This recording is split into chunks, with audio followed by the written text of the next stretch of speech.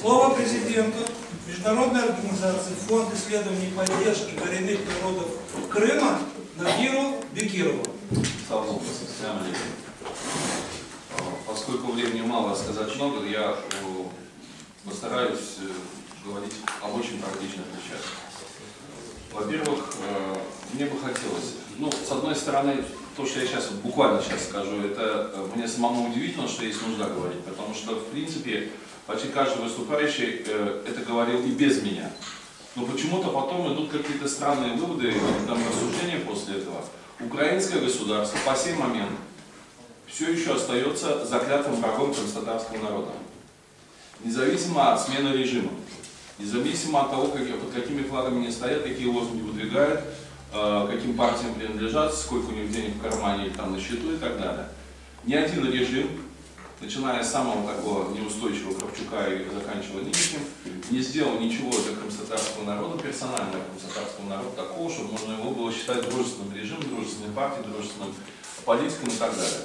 Разговоров было много, но на протяжении более чем 20 лет независимости Украины было видно, уже теперь можно с уверенностью сказать, что какие-то комплименты в адрес крымстатарского народа, какие-то заигрывания, похлопывания по плечу, объятия, там, не знаю, представления в списке, там, раздача портфелей и так далее, делается исключительно с целью для того, чтобы запрятать, замолчать, затушевать эту проблему, деморализовать крымских татар, то есть расслабить нас и в конечном счете провести свою политику, потому что в то время, когда хлопает по плечу одной рукой, другой подписывает указ, там, скажем, о приватизации земли, или Крымскую конституцию без крымских татар, или еще что-нибудь, одни и те же политики.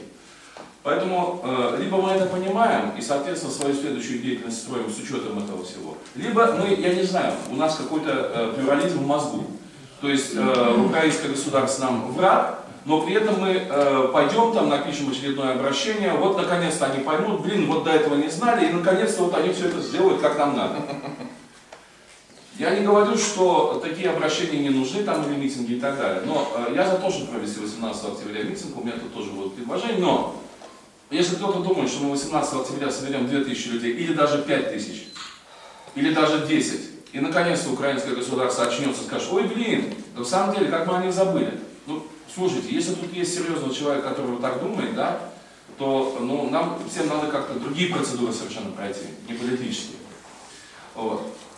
То есть некая такая текущая работа, если хотите, рутинная, там, обращения, встречи, еще что-то и так далее, она, конечно, необходима для того, чтобы держать градус общественного интереса к этому, чтобы не забыли, не это. Но при всем при этом мы прекрасно должны сами себе давать отчет, что из этого ничего не выйдет. Что-то может выйти только тогда. И набрать 50% голосов в крымском парламенте, где бы то ни было, эта задача, в общем-то, нереальная, при том условии, что сами крымские татары не будут составлять хотя бы 35-40% населения Крыма. Потому что при любых системах голосования большинство получает больше, чем оно весит. То есть, там, допустим, 70% большинство получает 90%. 60% большинство получает 70%. А меньшинство, соответственно, получает меньше, чем оно тоже весит. Не случайно мы тут все говорим, надо же было 14, а там 7, а потом 5, а теперь 4 там, и так далее. Хотя нас там 13, а скорее всего уже и больше процентов. Наверное, уже даже и за 15 где-то, если был бы честный подсчет. Поэтому или мы это понимаем, и исходя из этого действуем, или мы сами себя дурим, тогда неизвестно, зачем мы этим занимаемся. Соответственно, в ближайшей перспективе, 3 года, 5 лет, 15 лет, каких-либо серьезных сдвигов в положении крымстатарского народа именно в политическом плане не будет. Возможно, какие-то частичные успехи, в частности, борьба за язык, который вот судьба сама Ахмед нам выпал его отстоять и так далее. Но все должны понимать, что это могут быть тактические какие-то шаги, тактические успехи, не более того. Если кто-то рассчитывает на восстановление государственности в течение нашей жизни с вами, я, вот честно говорю, Аламбар и Шанмай.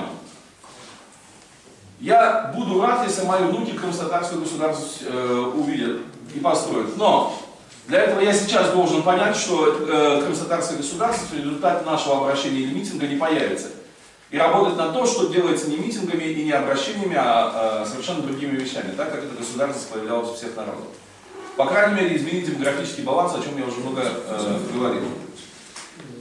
Именно именно в этой же связи, ну, почему, конечно, Камиля Ахметова я персонально как человека очень уважаю, но говорить, вот нам нужно на АТР. АТР возглавляет враг или человек-партнер врагов крымско-татарского народа. Кто-то кого-то называет врагом, все хлопают, а то, что это Карифан Рифат Чубарова, его возглавляет и задает там политику, мы все что, не понимаем, что ли?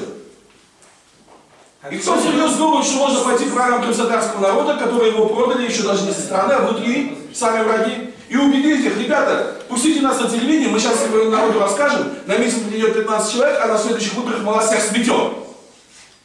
Что, вы дурнее нас всех считаете, что ли? Что мы сами себя забавляем, как это игры в табакерке? Но что касается предложений по существу. Я уже предлагал это на исполкоме и так, в товарищеских разговорах. Я думаю, что можно было начать раньше эту работу, можно еще не поздно и сейчас. Я думаю, что нам нужно создавать ячейки Народного фронта на местах,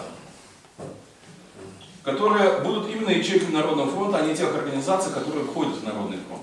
Это переходная форма, посмотрим, что из этого выйдет. Но я знаю, в частности, бывает там сям, наверное, у вас есть такие впечатления, что есть люди, которые не пойдут там записываться в мой фонд, возможно, не пойдут в Милиферка, возможно, не пойдут еще куда-то, но пойдут в Народный фронт. Потому что имя Народного фронта, к счастью, по сей день не испорчено, и есть люди, которые идеи Народного фронта поддерживают. Поэтому я думаю, что даже если не повсеместно по Крыму, а там, где, по крайней мере, можно на сегодняшний день, если начать создавать ячейки Народного фронта, то это будет нам опора на местах. Нам легче будет разговаривать там, с теми людьми, когда нужно будет там, или на площадь, или куда-то, или подпись, или еще что-нибудь, мало ли что. Я думаю, что среди присутствующих по той системе, которую вас я говорил, у вас есть родственники, у вас есть знакомые, мы могли бы поставить такую задачу. Я лично готов выехать в 2-3 места в Крыму, где мое слово слушают, не везде меня будут слушать, кое-где будут слушать. Выехать в 2-3 места в Крыму именно с целью организовать местную ячейку Народного фронта для того, чтобы... Это не может всю жизнь продолжаться, потому что не может там, скажем, исполком состоять из руководителей организации, какие-то низовые, но должен пройти какой-то процесс, год, два, три, может быть, это во что-то трансформируется, но сейчас это практично. И в частности, в процессе подготовки к общенародному собранию, вот создание таких ячеек даст нам дополнительные ресурсы, в том числе людские, для того, чтобы 18 октября люди пришли на наше собрание. Второе мое предложение. Я не видел проекта этой резолюции, вот только сейчас увидел. Я вам категорически говорю, что в третьем пункте я абсолютно против, и если они не будут сняты, я буду голосовать против резолюции. Ну, это так, как бы по совести, пункта А и пункта Б. Потому что я, честно говоря, вот меня удивляет. Я так полагаю, что проект резолюции писали мои товарищи, с которыми у меня уже был разговор на эту тему. С 91-го года, ну не все и не всегда, но все-таки значительная часть украинских бюрократов, госчиновников в доску расшибалась для того, чтобы крымские татары согласились на распространение закона о жертвах политических репрессий в Украине на крымских татар. Нам уже готовые формулировки предлагали, всякое такое, только нужно было сказать «да». Ну, тогда разговаривали с Меджлисом, может быть, не с ветеранами, я в это время был в Меджлисе, я помню это все, в самом Меджлисе тоже были такие идеи, что с этим согласиться. У меня вопрос, вы вообще этот закон читали о жертвах политических репрессий? Вы посидели и подумали, что значит там каждая статья, каждое слово. И вам просто это вот так вот как название нравится, и давайте-ка мы его распространим. Закон, причем интересно, на сайте Белиферка появилось сравнение вот этого законопроекта Мустафы Джемилева нынешнего и старого закона о жертвах политических репрессий. Где говорится, ну, в значительной степени обоснованно, что это почти одно и то же. Но при этом мы все говорим, что законопроект Мустафы Джемилева это вражеский закон, так сказать, а закон о жертвах политических репрессий почему-то нас в восторг приводит, аж в резолюции готовы его принимать. Вы тогда посмотрите, о чем он пишет. Тот, кто думает о национальной государственности, более того, элементарно, о школах национальных красотарских. Я не говорю о государственности, просто нужен школа. Вы прочитайте этот закон, там полбуквы об этом что-нибудь есть? Но вы же даете великолепный повод украинскому государству сказать, что тема закрыта. Им на самом деле ни хрена делать не надо будет. Вычеркнуть вот ту строчку, которую просите вычеркнуть, и из постановления или другой там принять новой редакции, и все, тема закрыта. Правовым образом закрыта. Кто-нибудь сел и посчитал, какая компенсация положена жертве политической репрессии по закону о жертвах политических репрессий? Я посчитал. Более того, не только посчитал, я посмотрел практику применения этого закона в 90-е годы, когда он только вошел, там комиссии работали. Что-нибудь там могло измениться, потому что меняются вот эти там минимальная там зарплата, минимальные там необлагаемые, всякое такое, потому что там все считается в этих цифрах. Ну, допустим, в конце 90-х, во второй половине 90-х, за все имущество, если у тебя уши оборвали там и пятки отрезали, плюс ко всему, человек, жертва этой политической репрессии, могла получить $600 примерно. Там колебалось 500-600. И я просто, ну, в самом деле с ума схожу, извините меня. Когда кто-то в одно и то же время, в одном и том же условии говорит, даешь национальную государственность, и тут же говорит, даешь, вот мы этот закон распространим. Ребята, либо одно, либо другое. Либо вешаться, либо топиться. Одновременно не получится. И, ну, в самом деле, сколько можно? В конце концов, на эту тему, ну, хорошо, надо, видимо, кое-какие вещи повторять. Нет. Ну, на эту тему я в печати выступал еще в 90-е годы, черт подрал. Ну, газет не читаете, не моя вина. Я никого обидеть не хочу, вы возьмите, прочитайте этот закон. Куда вы это вставляете? Чего вы хотите? Ну, я точно буду против этой резолюции в таком случае. А меня в последнее время много спрашивают. Я старался этой дискуссии публично избегать, потому что, ну, в самом деле, не хочется разногласий дополнительные, масло в огонь подливать и так далее. Значит, ну, и здесь меня вот перед выступлением, уже даже было такое, не поверите, на улице иногда дергают, говорят, а вот что вот такие вот вопросы обсуждаются, ты ничего не говоришь. Вот говорю теперь. Хотя говорю уже тоже на нескольких собраниях. Что правильно, репрессированный или депортированный? Во-первых, надо понимать, что любое слово это слово. То есть самое правильное, самое удачное слово, какое бы оно ни было, оно обладает каким-то не бесконечным потенциалом. То есть можно, написав все правильно, сделать все равно по-другому.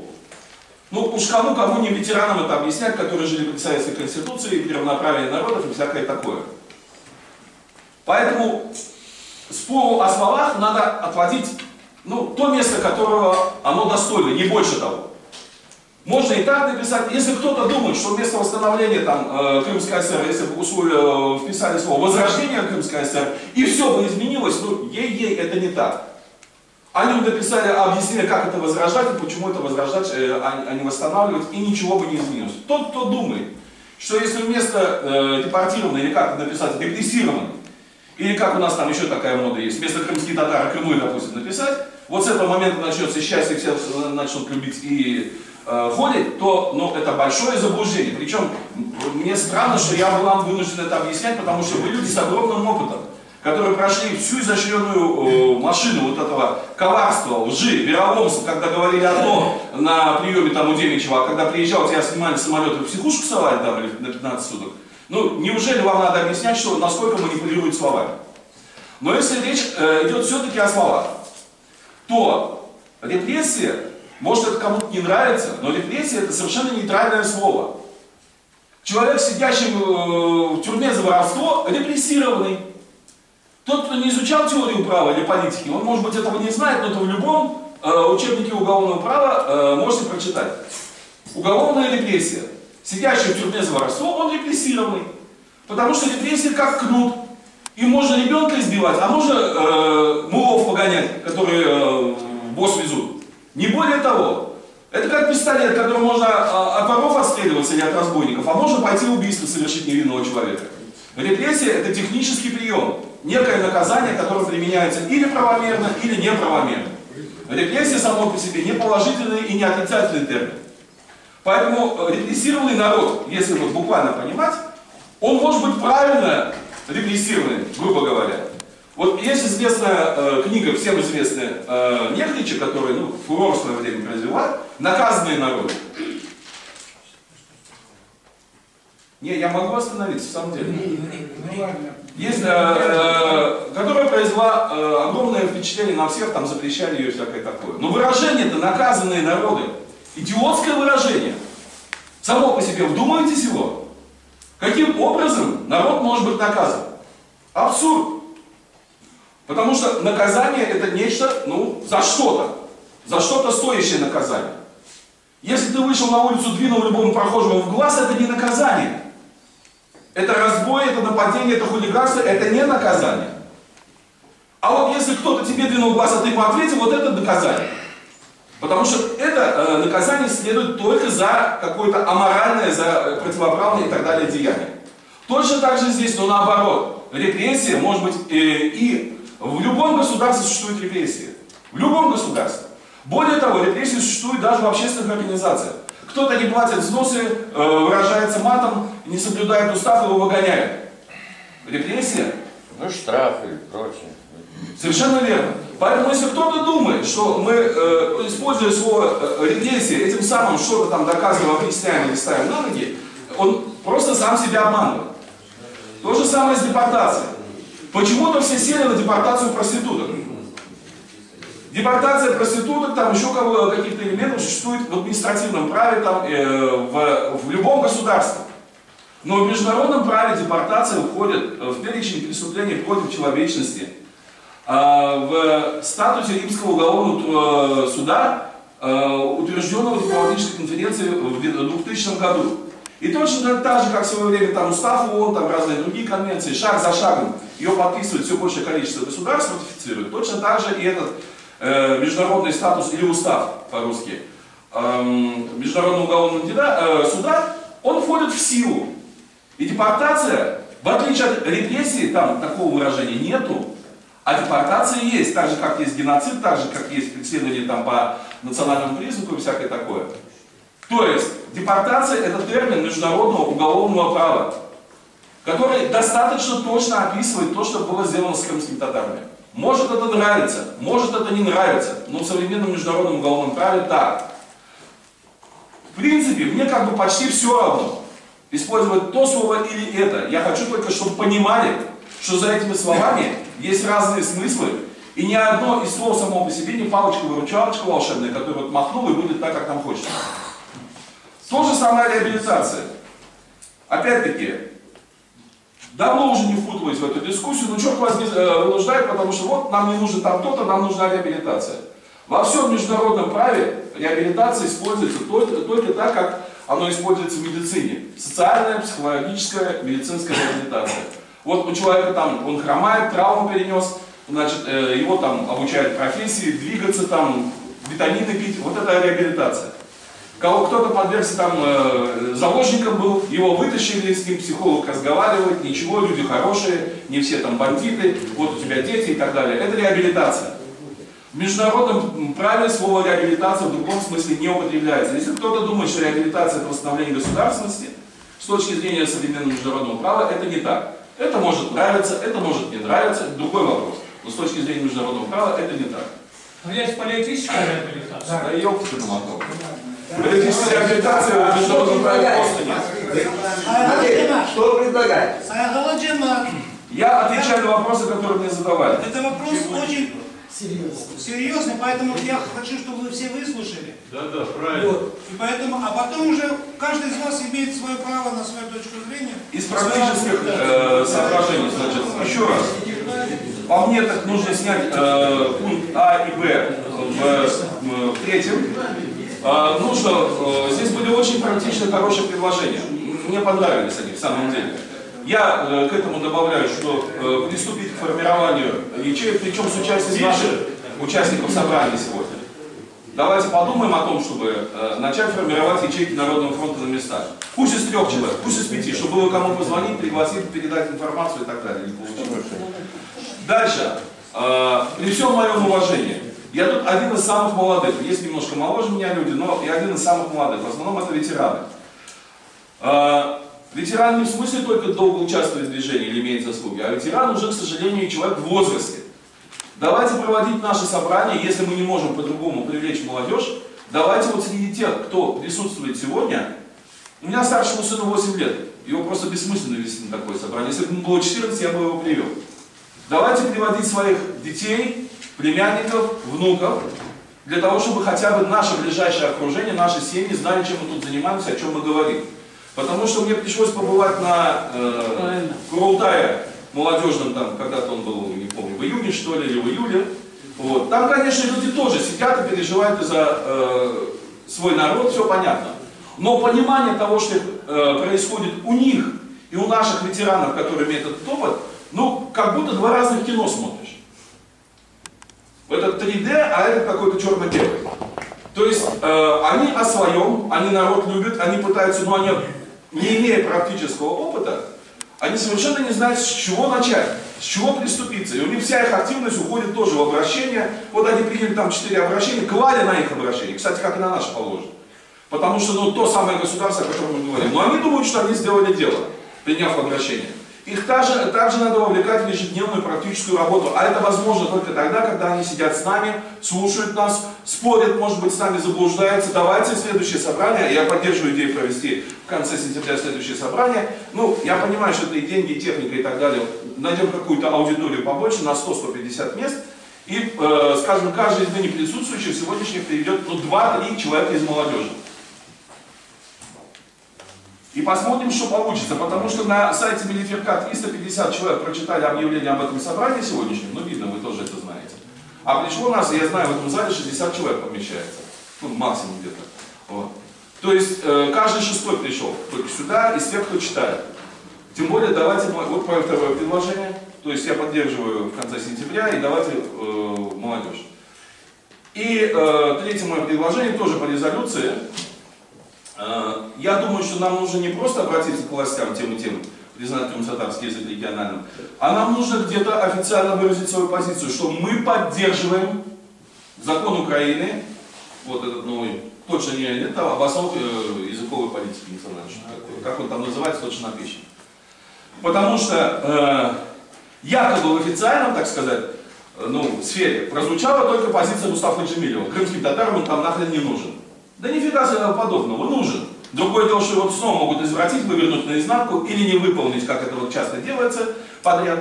А мы должны, представляя крымсатарскую общественность, и теперь уже немало ее сектор, заявить, что крымским татарам такой закон нужен поддерживать, и в связи с этим мы там просим, требуем и так далее распространить на крымсатарский язык статус регионального. Я думаю, что это будет более сильная позиция. Слава Богу. Да, но